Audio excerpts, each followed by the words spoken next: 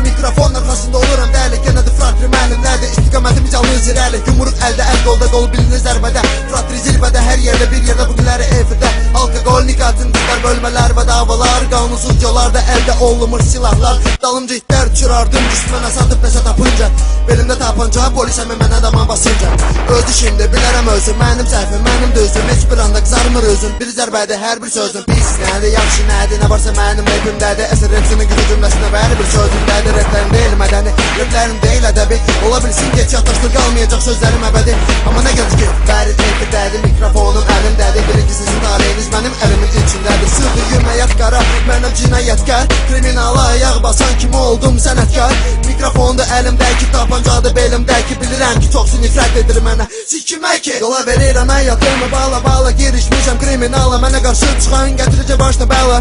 Həmişə mart qala, özünüzü bilə sala, ala gələ yala, çala, ver dala. Çıxsın gözlərinə fərqinin sözləri, çıxsın gözləri. O kəslər ki, cəmadı göt deyə, göt çıxır gözləri. Millətin gözünü çəkir həqiqətdən. Bugünləri peysər danışır namus qeyrətdən. Elədir ki, uzun delivi sox götü və göt oğlu göt. Nə var Allah hoşuma gəlmir sözlərim, onda gəl apar, gəl öp. Dediyim sözlərin hamı satla yadında həmişə. Elədir ki, əbədə olaraq sox cibə qəhbə bilə fahişə. Deyirəm mərdiməzər axtarım amma deyir axı deyirəm qəlbin zərifdir axı. Onda geçsəm inciyərsən axı. O ki, bacısı anası nənəsi olub Bakının qəhbəsi. İndi gördürüb adam olub mənimlə söhbət aparır təbəsi.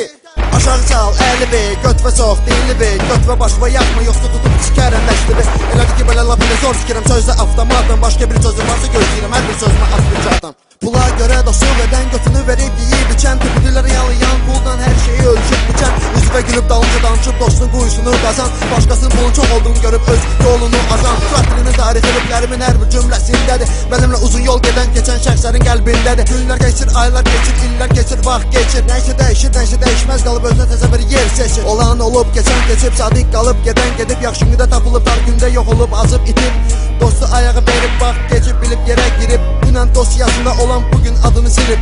Kim məni sevib, kim mənə nifrət edib. Kim dost olub, ağılıq edib, kim düşmən olub, hörmət edib. Kim yaxşılığı başa düşməyib, pislə cavab verib yaxşılığa. Kim əlimdə solan kimi qan içində qalıb, nör qoyub qardaşlığa. Bozulmaz qələmlə yazmışam həyatda keçdiyim yolları. Görmüşəm, bilmişəm, tanımışam hər cür insanları. Seçməmişəm istiqamətimi, yolub seçib məni özü. Üstün tutmamışam soldan sağı, əylidən düzü. Kimi sevmişəm, kimə hədiyə, kimə tərbiyə vermişəm. Kimin həyatını eşmişəm, ömrü boy kimə nifrət etmişəm. Kimin üzünə gülmüşəm, kimin sifətinə töpürmüşəm. Kimi 6 gün at saxlayıb 7-ci günü bir dəfəni yetişdirmişəm. Paralandırmır məni kim mənə nə fikirləşib nə deyəcək. Banalandırmır kim nə bilib, kim nə bilir, kim nə biləcək. Ki bizi sözümlə oturub durmağa yoxluğu meyil. Heç bir vecimə deyil, özüm öz həyatımı sürürəm, özümə edirəm seyir.